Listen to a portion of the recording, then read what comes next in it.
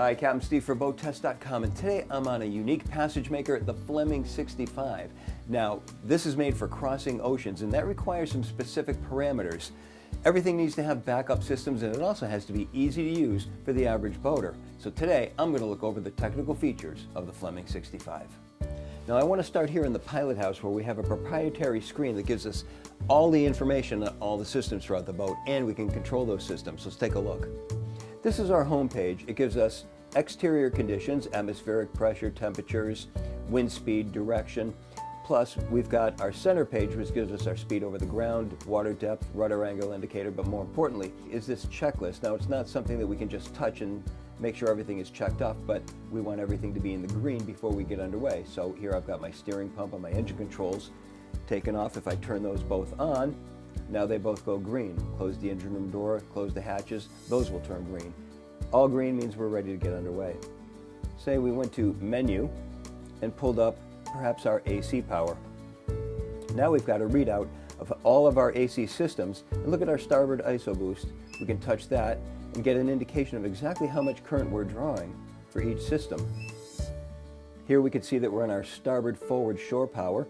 If we wanted to go to generator, we can see how much output our generators were giving. Now notice on every page we also have our engine information, and down below information on our rudder angle indicator, fuel consumption, speeds, range, time of day, and day of the week. Tankage is an important feature. If we go to our fuel system, we've got readouts of all of our tanks, and notice we also get digital as well as a visual indication of the tank levels. When it reaches the yellow, we get an alarm. When it reaches the red, we get a dedicated alarm. Go to our water system, same information, our water levels. Look at our black water tank. This one, when it goes up, it reaches the yellow and sends an alarm. Red, it will shut down all of the heads so that we don't overfill the tanks. Bilges, fire, and doors, that's another important system. This is giving us monitoring of all our bilge pumps, and notice we even have a counter. They all get reset to 0, and if those start going up, then that's indicative that you have a problem. We want them to stay at 0. Notice we also have temperatures for our prop shaft oil, our engine room, starboard shaft oil, and lazarette. So as we can see, there's a lot of redundant systems in here. We can switch to anything we want and switch over to another system as well. I'll give you another example. Let's take a look at our steering. So on the home page, we have a rudder angle indicator. Now notice if I turn the wheel, it activates a pump. This is fly-by-wire. The pump then transfers the rudder position. So anything I do with the wheel changes the rudder angle. Now say that this steering pump were to fail. We have a backup steering system.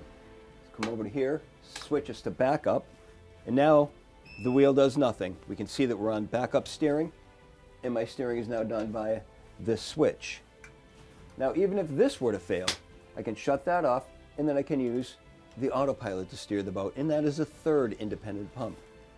Now let's go down to the engine room and look at some of the backups there. Well, my goodness. First of all, 4 feet 10 inches of average headroom.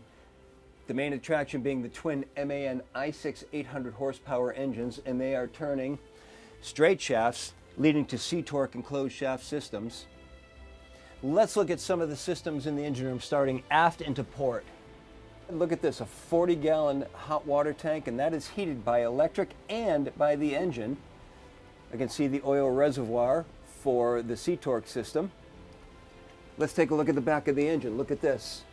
A clutched PTO with a hydraulic pump, silencer, and notice that there's a crossover going to the hydraulic tank, which is over to the starboard side.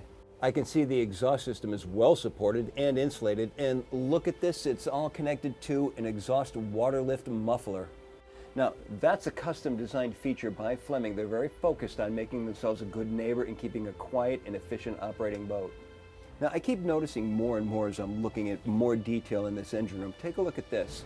Notice how the shaft goes through a solid foundation so that the thrust of the propellers is now transmitted directly to the hull. The shaft goes through the thrust bearings and then a movable cardan shaft system. In effect, the engine is free floating, so now we can put vibration reducing mounts on the engine, and notice everything is torqued and marked. No vibration getting transmitted to the hull makes for a quieter boat in addition to the exhaust system. Now just behind me, Very interesting setup. I've got our fuel management system and our fuel transfer system. The fuel management we'll deal with first. 2 gensets, 2 main engines. Notice I've got lines on the valves. So here I can see that I am drawing from the port tank. If I want to draw from the starboard tank, I just turn the valve over. And not only am I drawing from that tank, the return line also goes to that tank. Very clever right there. Up above, if I want to transfer fuel, I just turn the pump control on and activate the pump.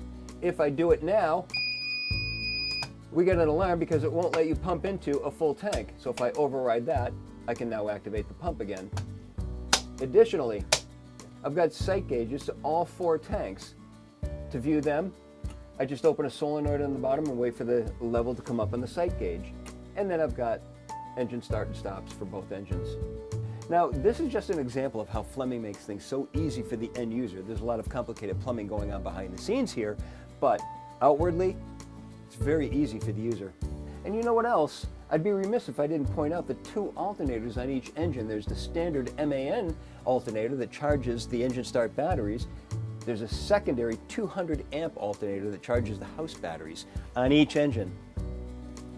Notice behind there's ventilation for the engine room. We usually see these on the outboard sides of the engines. Here they're located aft. That's because the air intakes are surrounding the aft deck. So as you can see, all of the ingredients of ease of use and redundancy come together on the Fleming 65. She's also an exceedingly comfortable boat to be on, but that's another video. Be sure to look at it. For now, this is my look at the technical aspects on the Fleming 65. For BoatTEST.com, I'm Captain Steve. I'll see you on the water.